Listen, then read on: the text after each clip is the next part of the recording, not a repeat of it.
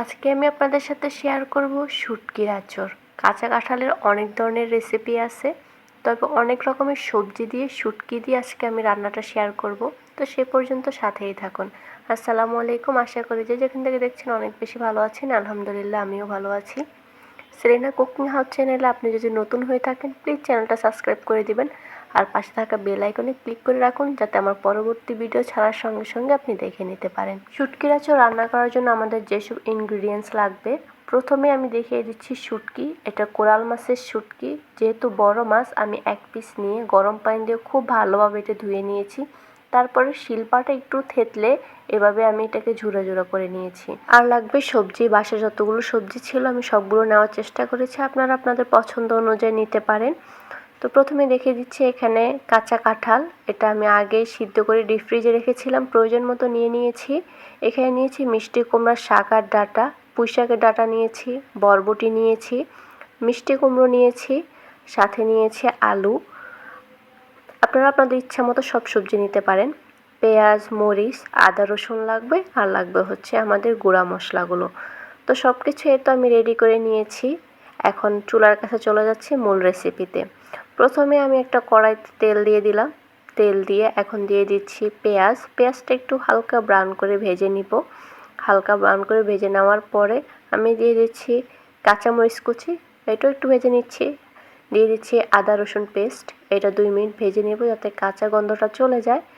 আর এটা যাতে পুড়ে না যায় সেই জন্য অল্প একটু পানিও দিয়ে দিচ্ছি। দিয়ে খুব ভালোভাবে নেড়ে চেড়ে নিলাম। এখন আমি দিয়ে দিচ্ছি গুঁড়া মশলাগুলো। প্রথমে দিয়ে দিলাম লবণ, হলুদ গুঁড়া, মরিচ গুঁড়া, ধনিয়া গুঁড়া। সব কিছু দিয়ে মশলাটাকে আমি খুব ভালোভাবে কষিয়ে নিব। কষিয়ে নেওয়ার পরে প্রথমে আমি শুটকিটা দিয়ে দিচ্ছি। আর এই রান্নাটাতে আমি কোনো রকমের পানি ব্যবহার করব না, সবজি থেকে যে পানিটা উঠবে সেই পানিতেই রান্না হবে। তো প্রথমে এই জন্য আমি শুটকিটা সিদ্ধ করে নিচ্ছি, একটু পানি দিয়ে খুব ভালোভাবে এটাকে রান্না করে নিব। তো এই তো আমি মোটামুটি রান্না করে নিয়েছি। এখন আমি সবজিগুলো দিয়ে দিব। সব সবজি একেবারে আমি দিয়ে দিচ্ছি। যেহেতু কাঁঠালটা এখানে সিদ্ধ, আর শাক, বরবটি, মিষ্টি কুমড়া এগুলো সিদ্ধ হতে কিন্তু বেশি সময় লাগে না। তো সেই জন্য সব সবজি একসাথে দিয়ে আমি এটাকে কষিয়ে কষিয়ে রান্না করব।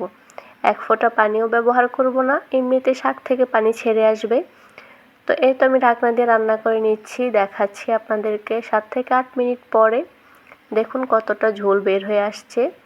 আর শুটকি তরকারিটা একটু শুকনো শুকনো করে আমি করব, আর এটা গরম ভাতের সাথে খেতে কিন্তু অসাধারণ লাগবে। তো আপনারা কে কে আগে এঁচোড় রান্না শুটকি দিয়ে খেয়েছেন অবশ্যই কমেন্ট করে জানাবেন। আমার ভিডিওটি আপনি কোথা থেকে দেখছেন অবশ্যই জানাবেন। আপনাদের এলাকায় কাঁচা কাঁঠালের তরকারি খায় কিনা, নাকি এই প্রথম দেখছেন, কমেন্ট করতে কিন্তু ভুলবেন না। আমার রান্নাটা যদি আপনার কাছে ভালো লেগে থাকে অবশ্যই আপনার প্রিয়জনদের সাথে শেয়ার করবেন। আর ভিডিওটিতে একটি লাইক দিয়ে দেবেন। আপনাদের একটি লাইকে আমাদের অনুপ্রেরণা নতুন নতুন রান্নার। তো এই তো আমি একদম শেষের দিকে দেখাচ্ছি, দেখুন কতটা লোভনীয় হয়েছে। ঝোলটা একদম শুকিয়ে এত সুন্দর একটা শুটকির ফ্লেভার আসতেছিল, মানে আমি তখনই মনে হচ্ছিল যে খেয়ে ফেলি। এই তো রান্নার শেষ, আমি পরিবেশন করে দেখাচ্ছি। দেখুন একদম শুকনো শুকনা, খেতে কিন্তু অসাধারণ হয়েছে। তো বাসায় অবশ্যই ট্রাই করবেন, আর অবশ্যই আমাকে জানাবেন ট্রাই করে কেমন হলো। তো আজ এই পর্যন্তই, সবাই ভালো থাকবেন। আল্লাহ হাফেজ।